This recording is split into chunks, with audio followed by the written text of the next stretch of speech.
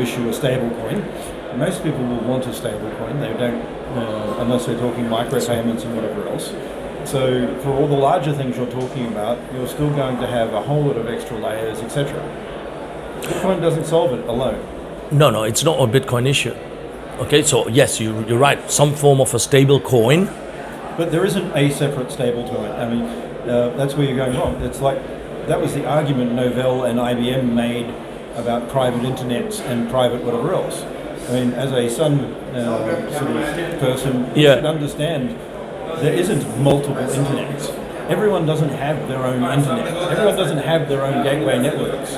Okay, but so now, if there was a stable coin you would pick, what would you pick? Sorry? If there was one stable coin you would pick, or multiple stable coins you'd pick, where the world can transfer and do transactions on a daily basis, what would you pick?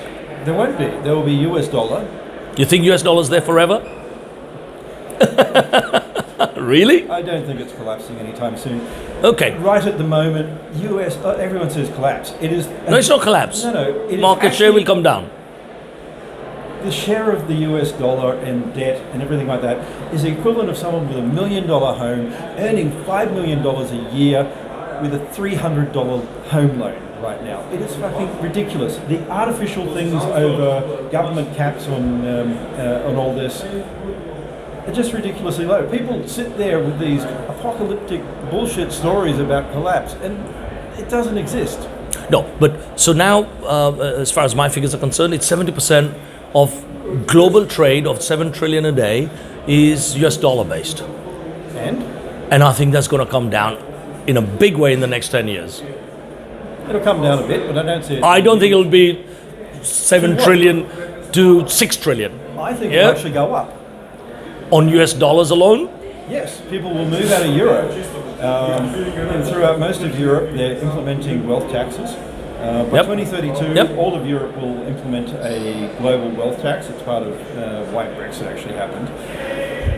That will require people who hold their money, even in Switzerland, to pay a certain percentage of everything they own and hold.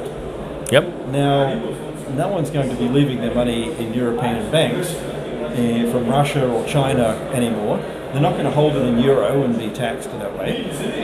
So it's not going to go to renminbi, contrary to what some people. Yeah, absolutely. So what else is there? So, don't you think there'll be a digital version? You have a digital version of a Chinese currency. Don't you think that will take away some market? Chinese currency. And you think that cannot become a global trading currency? Why would it? The Chinese currency is shit. At the moment, yes, for many reasons. Not at the moment, fundamentally. So if their economy increases... Their economy, if they keep their rate that they're not at anymore, and they go back to 8%, and we give them 30 years, and we let the Americans stay at 1.8 to 2.4%, yes, the Americans are still ahead. So you think Chinese will not get above that rate that you've just quoted within the next 10 years? Not unless they fundamentally change their education system. And that's already happening? No, it's not. Actually, it's worse. Okay. They are making people who are rote followers. They are killing creation, they are killing creativity, they are killing development, and we're moving into a world where they can't steal IP anymore. So what I've seen in their education system, they are changing to educate their children into a different mindset. Not the traditional mindset of schooling. People are. Yes, who are the big game changers? 2 billion Yeah, people. but those will be game changers, I think. You know, like the Alibaba guy himself.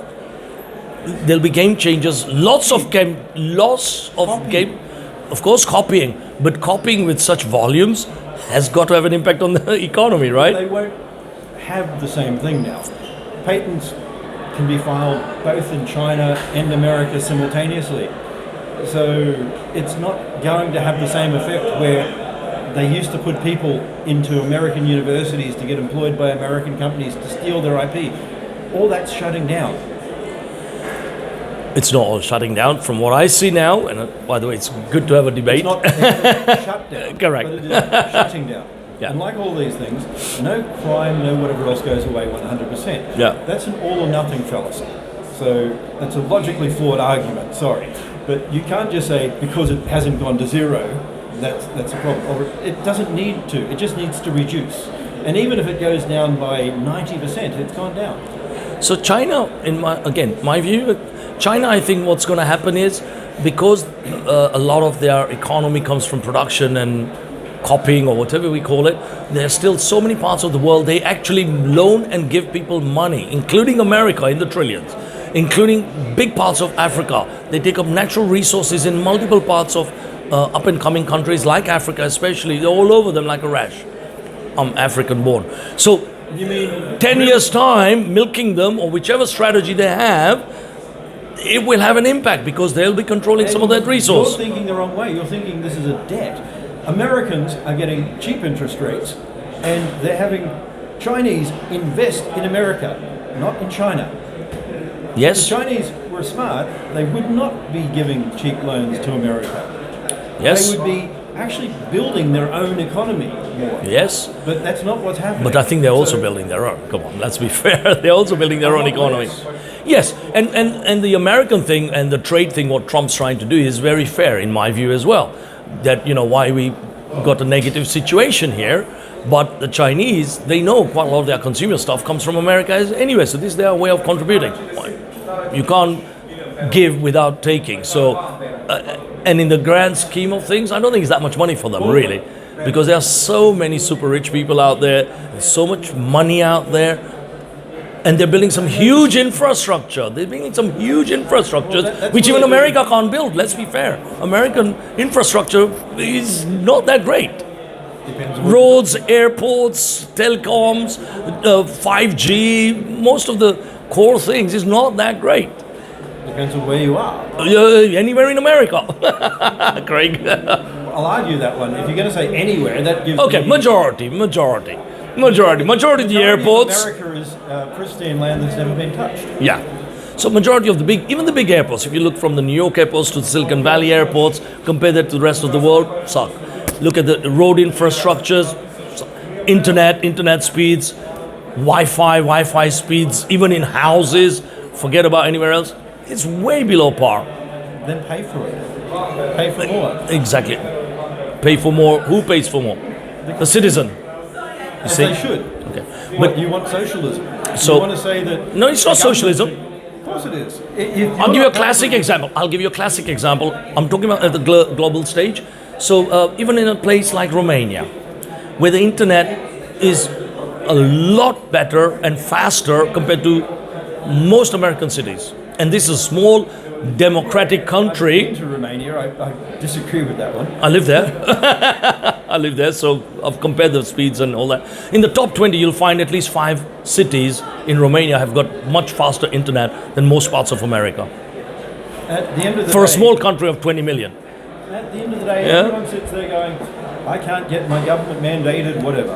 Yeah. And I get that in the UK. People sit there going, our maximum speed is blah because we can only get ADSL. Bullshit. I have multiple fiber lines in my home. And it's very simple.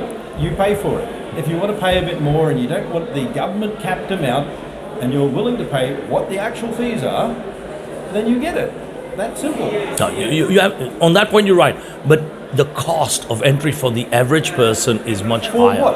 The average For the person speed in America of- can get Sky, No, they for can speed. get Netflix, they can get whatever At else. a quite high cost compared to other developing countries. Really? Yeah, absolutely. For what?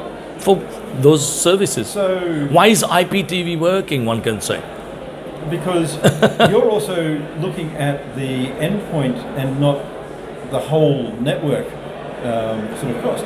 If I went to Romania and basically flooded 100 meg per second, I can take out big areas in a lot of it. So you're talking about some of these things where they have fiber to every area, but then they have a country bottleneck getting back out.